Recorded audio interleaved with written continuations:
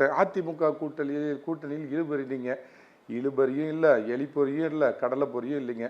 எந்த விதத்துல சொல்றீங்கன்னு எனக்கு உண்மையாலுமே கேட்டா தெளிவா இருக்கா? தெளிவா இருக்கா? இப்ப யாரெல்லாம் இருக்காங்க சார் கூட்டணியில? அதுக்கு வாங்க சார். வர சார், இருக்கு சார், ஒண்ணுன்னா வர சார்.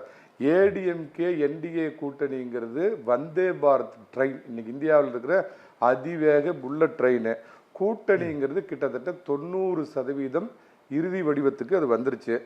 அண்டர்லைன் த பாயிண்ட் நான் சொல்ல போறது, எடப்பாடி பழனிசாமி கிட்டத்தட்ட 200 தொகுதிகளுக்கான தன்னுடைய முதல் கட்ட தேர்தல் பிரச்சாரத்தை முடிச்சிட்டார்.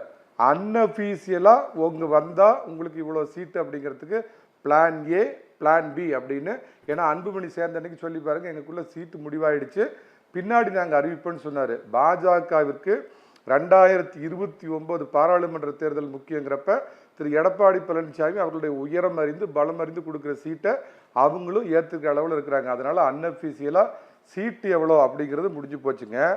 ஒரு தேர்தலில் மரியாதைக்குரிய ப. சிதம்பரம் திரு கலைஞர் அவர்களை பார்த்து இந்த தேர்தலின் கதாநாயகன் பார்த்தீங்கன்னா தேர்தல் அறிக்கைன்னு சொன்ன மாதிரி பட்டாசு கிளப்புறாரு. தேர்தல் அறிக்கை பார்த்தீங்கன்னா எடப்பாடி பழனிசாமி பட்டி தொட்டி பாமரன் ஏழை எளியவங்க சிறுபான்மையினர் எல்லாத்தையும் கவர் பண்ற மாதிரி. அடுத்து பேசலாம், இதுக்கு வாங்க, நான் கேட்டதுக்கு வாங்க.